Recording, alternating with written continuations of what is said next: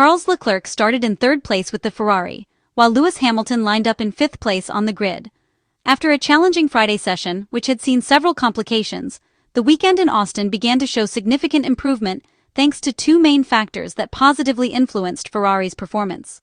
The first factor involved key setup adjustments that the team had implemented, which noticeably enhanced the balance, traction, and overall compromise of the SF25 chassis, giving the car a more stable and predictable handling throughout the corners. The second factor was tire management, which, for once, the Maranello team executed with precision and intelligence. This allowed both drivers to make the most of the tire's performance across different stints. A solid and consistent race performance was essential to maintain momentum after a difficult start to the weekend.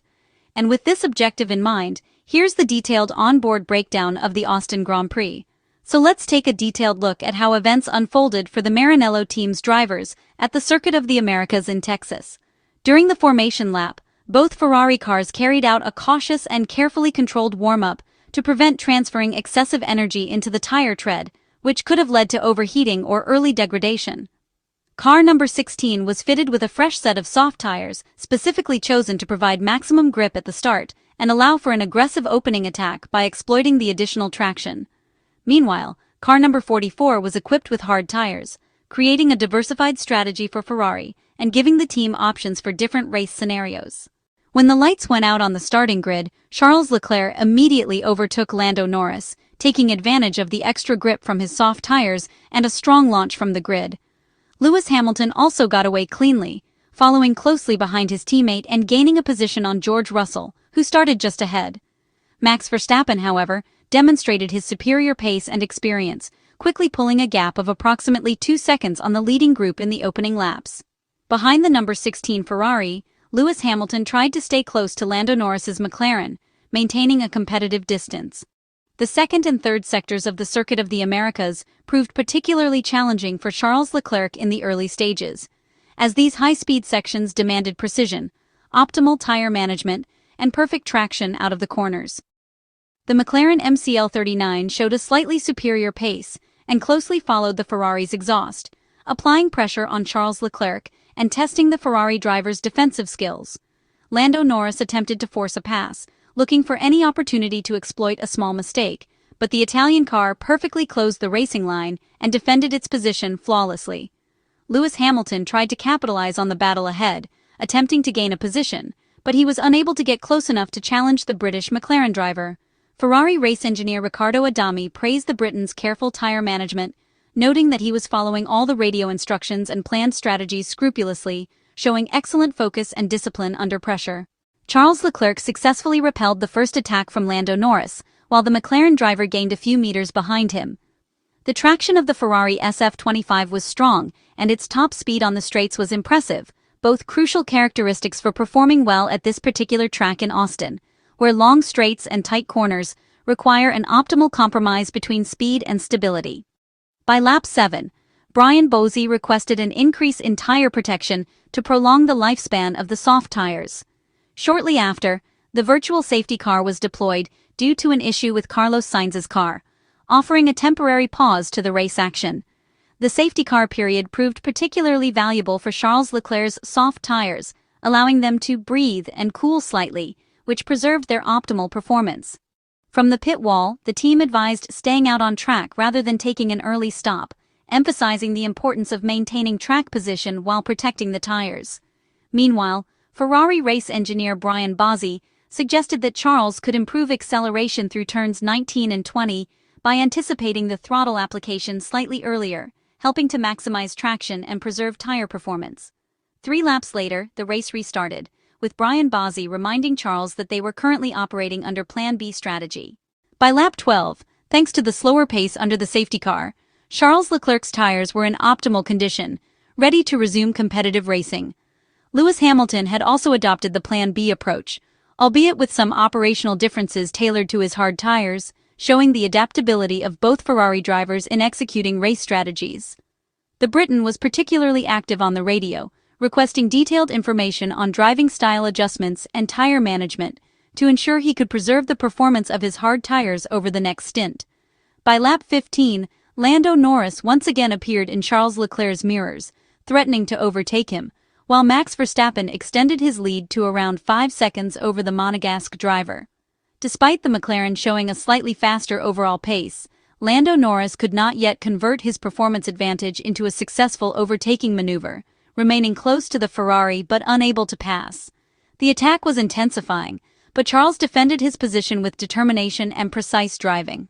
Behind Lewis Hamilton, Oscar Piastri was running approximately 4.5 seconds behind, with a slightly slower pace compared to his teammate Lando Norris. 2 laps later, Norris attempted another overtaking maneuver, which was again successfully repelled by Charles Leclerc.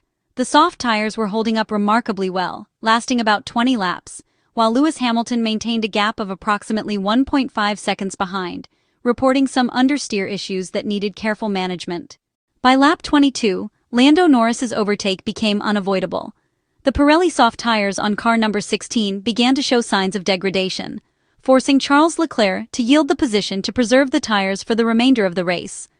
2 laps later, Lewis Hamilton attempted to overtake his teammate but was unsuccessful as Charles defended effectively. Consequently, the former Alfa Romeo driver was called in for a pit stop, fitting a fresh set of medium tires. He rejoined the race in 9th place, behind Nico Hülkenberg, who had yet to make his stop. Leclerc had initially wanted to push immediately after losing the position, but the pit wall advised patience to avoid unnecessarily stressing the tires. Charles requested live updates on the lap times of his closest rivals, and once he found clean air, he realized that Lando Norris was no longer faster than him after the pit stops. By mid-race, Charles Leclerc's car number 16 had caught up to Nico Hülkenberg's Sauber, overtaking it easily on the long S2 straight without significant resistance. Lewis Hamilton, not having pitted yet, was 5 seconds behind Lando Norris, unable to match his McLaren's pace, but successfully keeping Oscar Piastri at a distance of roughly 4 seconds. Charles continued his determined comeback, catching up to Oliver Behrman's Haas, setting up another overtaking opportunity. The pass on the Haas was smooth and controlled through the high-speed section of S2.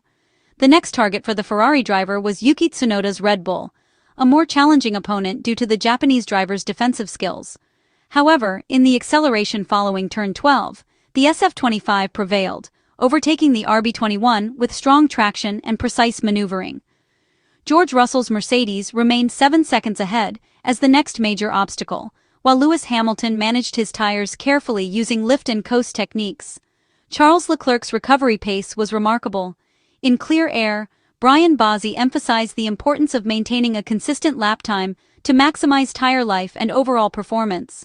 Meanwhile, Lewis Hamilton's tires began to degrade, making a pit stop on lap 31 necessary. Hamilton switched to soft tires and made a small adjustment to the front-end load, ensuring the car remained balanced and stable for the final stint.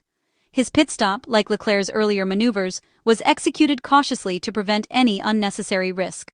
The stop also neutralized Oscar Piastri's attempted undercut, leaving Lewis Hamilton in 6th place behind Nico Hülkenberg, who had not yet changed his tires. On the following lap, Lando Norris also switched to soft tires, positioning himself about 3.5 seconds behind Charles Leclerc, who reclaimed 2nd place on track. During this phase of the race, Lewis Hamilton showed excellent pace, extending his gap to 6 seconds over Oscar Piastri. However, Lando Norris's pace was clearly superior, reigniting the battle for 2nd place with Charles Leclerc on lap 39, with the Englishman remaining directly behind the Ferrari. Bozzi advised against overly aggressive resistance, but Charles ignored the instruction and continued to defend fiercely. Shortly thereafter, Bozzi recommended a gentler traction approach through turns 14 and 15 to protect the tires and maintain stability. Norris attempted a serious attack over 3 laps, but then slowed slightly to cool his overheating tires. After 4 laps, the gap between Charles Leclerc and Lando Norris had grown to nearly 3 seconds. The Monegasque pushed his SF25 to the maximum, determined to retain 2nd place and cross the finish line on the podium. The 7-time world champion operated in a balanced position, not fast enough to catch the leading duo of Max Verstappen and Lando Norris, but still faster than Oscar Piastri, effectively managing the gap and preserving his tires. Charles Leclerc, meanwhile, had to contend with Lando Norris, who after managing his tire performance, launched a decisive and fully committed attack. The battle intensified, and Lando Norris ultimately prevailed, overtaking Charles Leclerc. The Ferrari driver attempted a response but was unable to execute it. The McLaren MCL39's pace proved superior over the final laps, and the Ferrari driver had to accept the result. Despite this, Ferrari deserves significant praise for salvaging a weekend that had started on a difficult note.